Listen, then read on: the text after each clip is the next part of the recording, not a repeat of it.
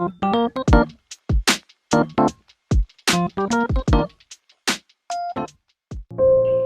kangaranan rumah tanggaan teh kudu aya cinta antara lalaki jeung awewe. Kudu aya batu turun kesik naik itu purun ieu daek. Tapi lamun salah sahiji teu daek kaituna bakal awet rajet. Jeung tibatan awet rajet engke kahareupna mending ti ayeuna pisah muncir. Maksana kumaha eta abdi mah teu ngartos. Sanajan anjeun geus meunangkeun ieu sayamara tapi anak kaula teu bogoheun ka maneh cir. Wayahna we maneh teh batal kawin teh.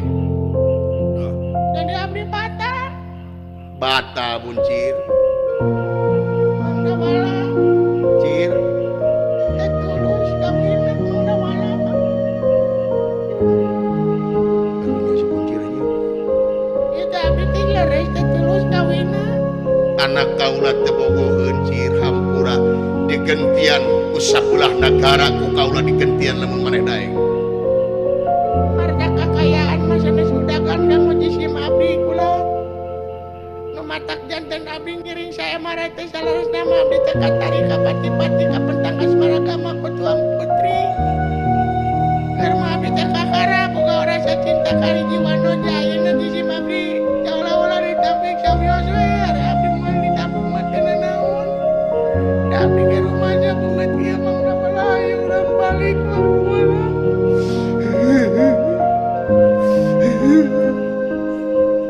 Ya cir sakedeung cir. Mangda wala urang balik era mangda wala. Ya sakedeung ya sakerap. Aing teh kasiat teh dulur lain baraya lain. Tapi nempok ieu mah aing teu ngeunah ieu. Asa kagugah aing ieu. Naon anjeun saha? Ngenakeun ngaran kuring Dawala. Alamat kuring Kubang Jero.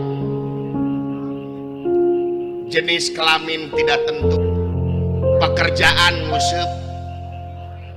Hobi lari pagi.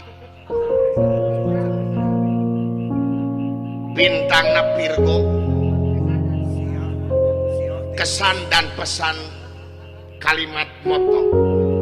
Buanglah sampah pada.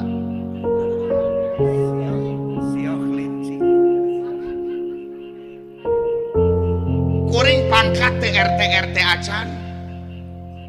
Tapi kuring apa karena urusan-urusan kararieu. Naon teh mah. Jisim abdi bade naroskeun hiji ka salira mugi salira tiasa ngajawab. Naon? Rupi peraturan sayamara anu pamungkas kenging saha? Nya meunang kaula kenging salira nya. Dina mangsa bade ditutup teh nya. Kumaha eta unggalna?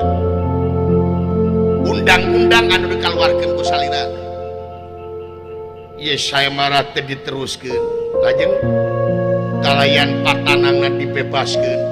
Saha wae di mana wae urang mana wae nu kumaha wae ceuk paribasana budak angon anu nikahayang ka Dewi Dahanawati oge bisa ngalekeun jago sayamara bakal langsung ditikahkeun jeung Lela Dahanawati.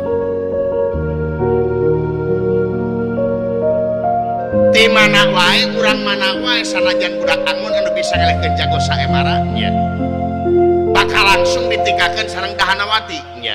Didinya ayat tercantum upami bogo. Ayat kecap itu teu aya naha teu dikawinkeun. Ieu da anak kaula teu bogohan rek bogo rek henteu urusan nomor 2 tapi hukum heula jalankeun. Da sacara teu langsung mah si buncit teh jadi salakina itu awewe. Sababan dina undang-undang kitu ceuk anjeun oge saha wae ti mana wae nu bisa ngalekeun jago sayamara bakal langsung dikawinkeun. Eueuh urusan bogo. Aya di dinya bogo? Teu aya. Lamun bogo? Teu aya. Naha atuh teu dikawinkeun? Pedah anjeun anu nyieun, anjeun nu ngalangar, aing nu ngagugatna hanya ho. Anjir si Dawala goblok.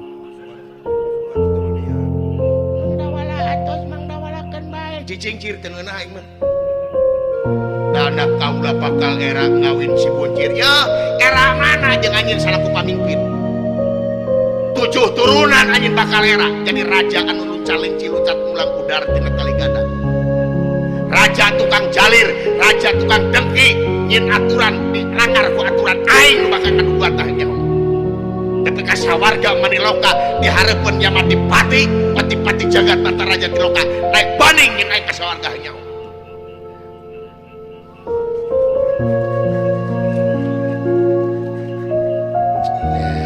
kasawarga si teh kacibuni wangi geling lu batuk siapa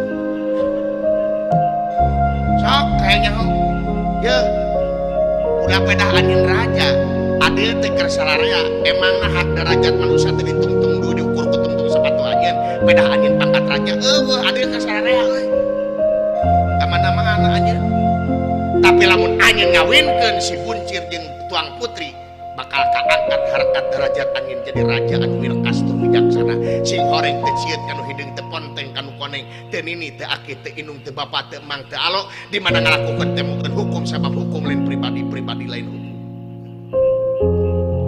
angkat jempol ka bege maka jeung era da kuring nya apal era pada si buncir kieu pada muji anjeun teh sakitu disimkuring wabillahi taufik wal hidayah. Wassalamualaikum warahmatullahi wabarakatuh.